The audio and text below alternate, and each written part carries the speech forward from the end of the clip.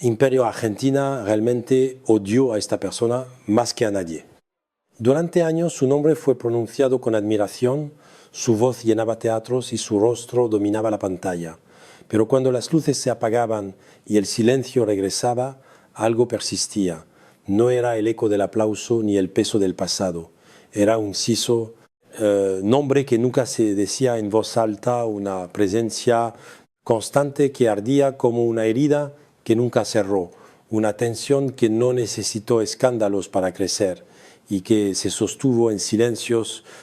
miradas y comparaciones dentro de una industria que enfrentaba sus propias estrellas.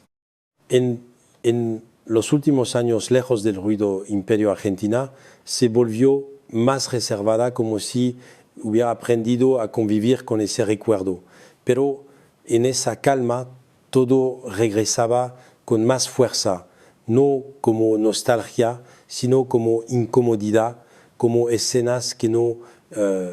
encajaban con la historia que el público aceptó durante décadas,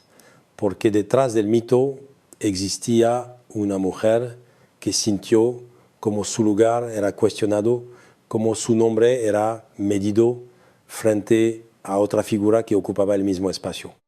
Hubo decisiones que marcaron su destino y momentos en los que comprendió que no todo reconocimiento era sincero, que algunas sonrisas escondían rivalidad y que ciertas oportunidades desaparecían en el instante preciso. Esa figura no fue solo una contemporánea, fue una sombra constante, una comparación inevitable que terminó por convertirse en una marca personal, en una herida que no desapareció con el tiempo. Ese nombre permaneció intacto como una verdad que nunca necesitó explicación para seguir existiendo. Antes de revelar la lista, debemos recordar quién era realmente Imperio Argentina.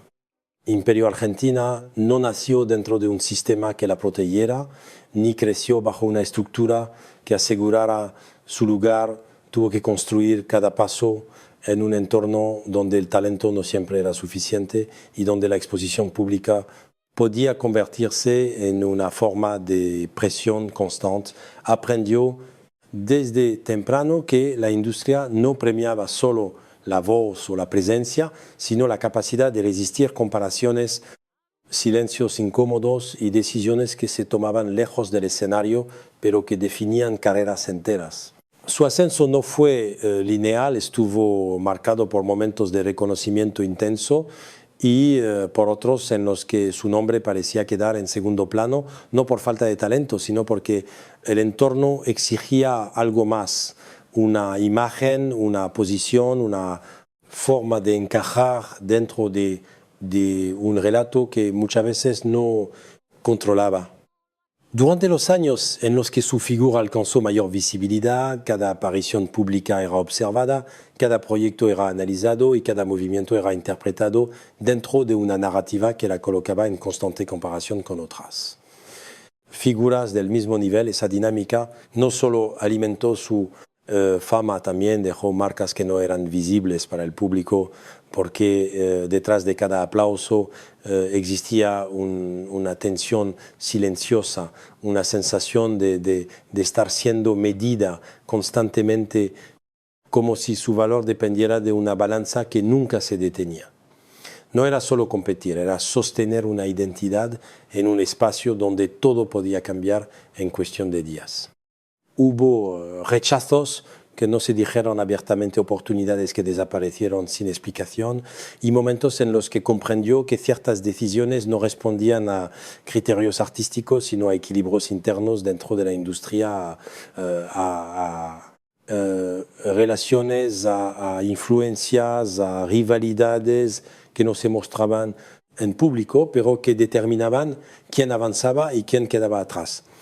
Esa realidad la obligó a endurecer su carácter, a volverse más cauta, más observadora, más consciente de que cada paso tenía consecuencias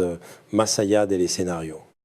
La fama, lejos de ser una protección, se convirtió en una exposición constante, en un espacio donde cada logro venía acompañado de una nueva comparación, de una nueva duda, de una nueva presión, y fue en ese contexto donde ciertas figuras dejaron de ser simples contemporáneas para convertirse en puntos de referencia inevitables, en presencias que definían la percepción del público y que condicionaban su propio recorrido. Esa acumulación de experiencias no se borró con el tiempo, no se diluyó con el reconocimiento, se mantuvo como una serie de cicatrices invisibles que acompañaron toda su trayectoria. 5 figuras marcaron las cicatrices que llevó durante toda su vida. Number 5, Estrellita Castro. Fue la primera herida que no pudo ignorar, no porque fuera la más escandalosa, sino porque se instaló lentamente, casi sin ruido, transformando una simple coincidencia profesional en una rivalidad constante que la prensa alimentó con precisión, colocando sus nombres en titulares compartidos, comparando cada actuación, cada proyecto y cada aparición como si el valor de una dependiera directamente de la otra. Desde el inicio todo pareció construirse alrededor de esa tensión, como si la industria necesitara enfrentarlas para mantener el interés del público. Y en ese juego, Imperio Argentina entendió que ya no se trataba solo de talento, sino de posicionamiento de imagen y de quien ocupaba el lugar central en cada momento.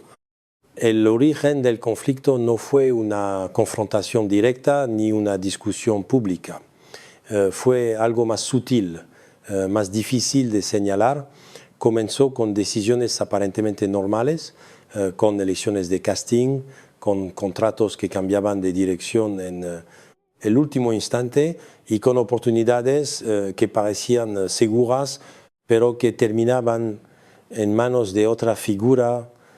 creando una sensación persistente de desplazamiento, como si su espacio nunca estuviera completamente asegurado. Esa dinámica repetida con el tiempo dejó de parecer casual y empezó a sentirse como una estructura invisible que la colocaba en una posición incómoda, obligándola a observar cómo su nombre era constantemente medido frente al de otra artista, que ocupaba el mismo territorio. La fase de conflicto se intensificó cuando la comparación dejó de ser implícita y se volvió parte del discurso público. Entrevistas críticas y comentarios comenzaron a establecer diferencias, a destacar estilos, a sugerir superioridades, generando una narrativa que no beneficiaba a ambas, sino que construía una tensión permanente, una competencia que no necesitaba ser declarada para volverse real.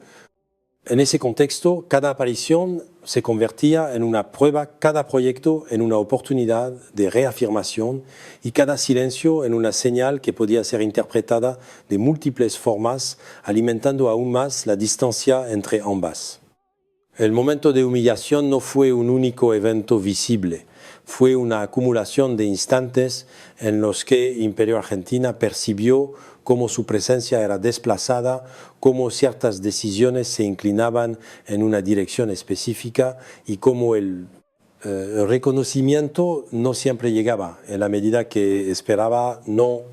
por falta de mérito, sino porque la narrativa ya estaba construida, porque el espacio parecía estar reservado para otra figura que encajaba mejor en el relato que la industria quería proyectar. Ese tipo de experiencias no desaparece, no se olvida, se queda como una marca que condiciona la forma en que se percibe todo lo que viene después. Number 4, Raquel Meller. Fue una rivalidad que no necesitó ser anunciada para sentirse, porque desde el inicio estuvo marcada por una comparación constante que la prensa convirtió en espectáculo, enfrentando dos trayectorias dentro del mismo espacio artístico y obligando a Imperio Argentina a convivir con una presencia que parecía ocupar cada vez más terreno en el imaginario del público, como si el reconocimiento no pudiera dividirse y siempre tuviera que inclinarse hacia un solo lado, creando una presión silenciosa que se filtraba en cada decisión.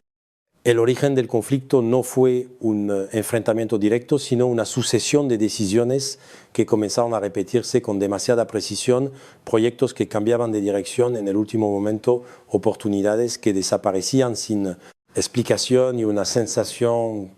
creciente de que su lugar ya no dependía únicamente de su talento, sino de un equilibrio que favorecía a otra figura dentro de la misma industria, generando una distancia que dejó de parecer casual para volverse constante.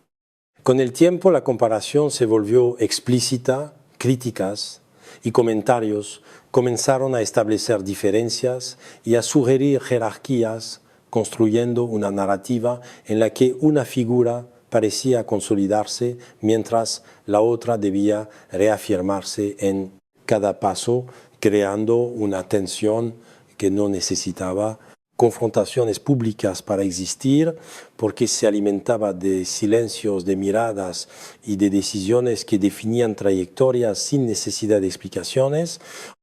El momento más doloroso no fue un escándalo visible, sino la acumulación de señales que indicaban que su espacio se reducía. Momentos en los que comprendió que ciertas oportunidades no respondían únicamente a criterios artísticos, sino a dinámicas internas que la colocaban en una posición secundaria, dejando una marca que no desapareció con el tiempo. Number 3, Miguel de Molina, transformó la distancia en una tensión incómoda que no se expresaba en enfrentamientos directos, sino en la forma en que ambos representaban mundos opuestos dentro de la misma escena artística. Porque mientras uno avanzaba con una identidad marcada por la sensibilidad y la ruptura imperio-argentina, quedaba atrapada en una percepción pública que no siempre controlaba. Y esa diferencia amplificada por el contexto de la época terminó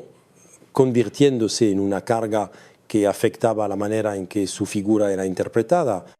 El origen del conflicto no fue una disputa personal evidente, sino una oposición más profunda,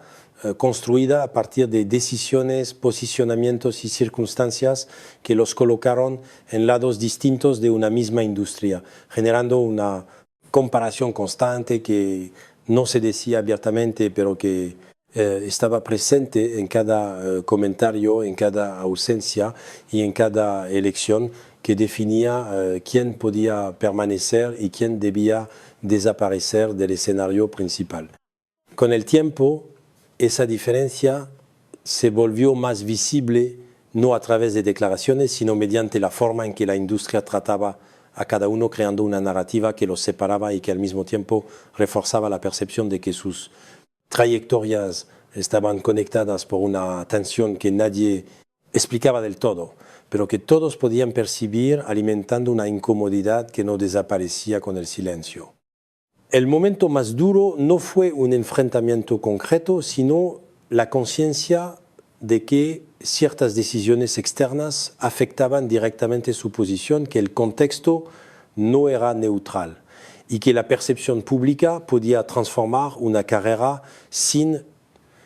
necesidad de confrontaciones abiertas, dejando una sensación persistente de que algo se había roto en el equilibrio que creía tener dentro de su propio entorno.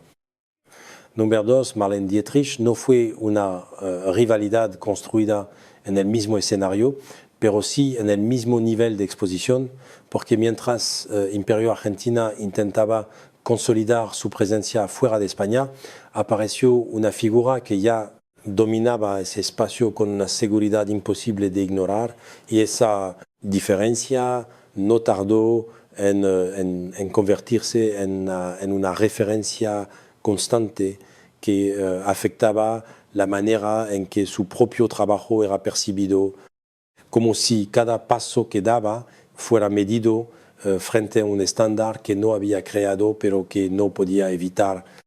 El origen del conflicto no surgió de un enfrentamiento directo, sino de una comparación inevitable dentro de un contexto internacional donde la imagen, el control y la proyección tenían un peso mayor que el talento por sí solo. Y en ese entorno, Marlene Dietrich representaba todo aquello que imperio.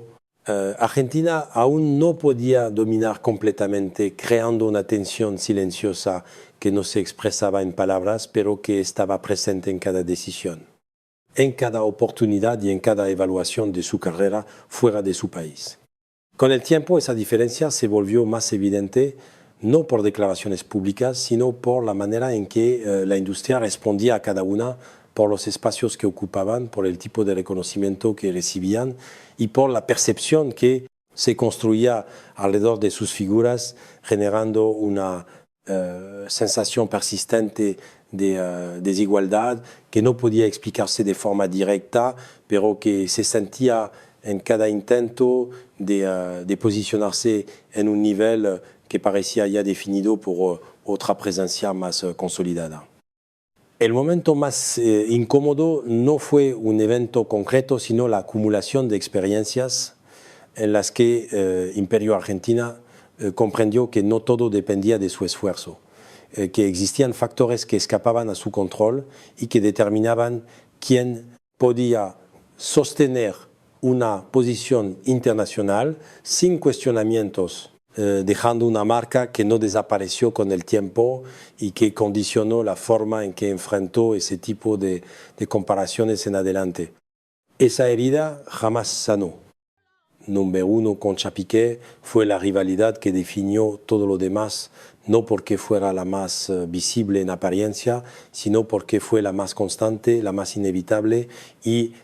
la que terminó por instalarse en el centro de su trayectoria como una referencia imposible de ignorar, porque cada paso que daba, Imperio Argentina era comparado, cada logro era medido y cada silencio era interpretado dentro de una narrativa que colocaba a ambas en lados opuestos de un mismo espacio,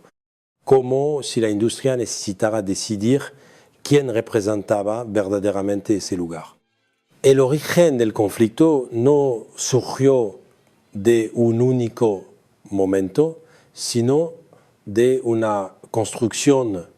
progresiva alimentada por la prensa, por el público y por un entorno que encontró en esa comparación una forma de sostener el interés enfrentando dos. Compartían territorio, estilo y reconocimiento, generando una tensión que no necesitó declaraciones para volverse real, porque se apoyaba en decisiones, en oportunidades y en la manera en que cada una era presentada frente al mismo público. Con el tiempo esa rivalidad dejó de ser implícita y se convirtió en una constante que afectaba cada aspecto de su carrera, desde los proyectos que aceptaba hasta la forma en que era percibida, porque la comparación ya no era una coincidencia. Era una estructura que condicionaba su lugar, obligándola a sostener su identidad frente a una figura que parecía ocupar el mismo espacio con una legitimidad cada vez más reforzada por el entorno. El momento más duro no fue un escándalo aislado, sino la acumulación de situaciones en las que Imperio Argentina comprendió que esa comparación no desaparecería, que su nombre seguiría siendo evaluado frente al de otra artista y que ciertas decisiones no respondían únicamente a su trabajo, sino a una narrativa que ya estaba construida, dejando una herida que no encontró cierre y que se mantuvo presente incluso cuando el tiempo había pasado. Y nunca lo perdonó.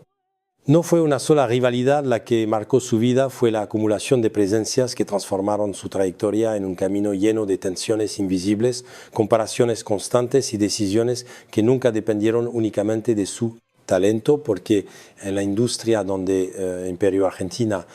construyó su nombre, el reconocimiento siempre estuvo condicionado por factores que escapaban a su control por equilibrios internos,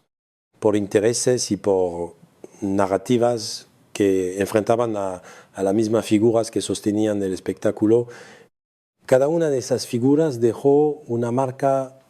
distinta, no siempre visible, no siempre explicada, pero siempre presente, como si cada etapa de su carrera estuviera atravesada por una presión silenciosa que no desaparecía con el éxito ni se disolvía con el paso del tiempo, porque la fama no fue una protección, fue una exposición constante, un espacio donde cada logro abría la puerta a una nueva comparación y donde cada silencio podía interpretarse como una derrota. Detrás del mito, detrás de la artista admirada por generaciones, existía una mujer que aprendió a convivir con esas tensiones, que entendió que el reconocimiento nunca era absoluto y que el lugar que ocupaba podía cambiar en cualquier momento. No por falta de talento, sino por una dinámica que siempre exigía más de lo que estaba dispuesta a mostrar. Las personas que más la marcaron no fueron necesariamente las que estuvieron más cerca, sino aquellas que representaron un límite, una amenaza o una comparación constante, porque en ese tipo de industria no basta con destacar, hay que resistir. Hay que mantenerse y hay que aceptar que no todo depende de uno mismo, una verdad que dejó cicatrices que nunca desaparecieron del todo. Por eso su historia jamás se borra.